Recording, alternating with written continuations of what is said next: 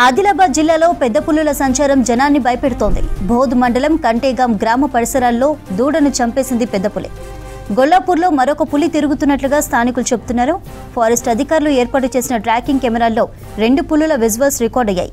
ప్రజలు అప్రమత్తంగా ఉండాలని హెచ్చరించారు ఫారెస్ట్ అధికారులు. వ్యవసాయ పనులకు ఒంటరిగా వెళ్లొద్దని సూచించారు. ఆదిలాబాద్ జిల్లాలో పెద్ద పులుల సంచారం జనాన్ని భయపెడుతోంది. బోధ్ మండలం కంటేగాం గ్రామ పరిసరాల్లో దూడను చంపేసింది పెద్ద పులి. గొల్లాపూర్లో మరొక పులి తిరుగుతున్నట్లుగా స్థానికులు చెబుతున్నారు.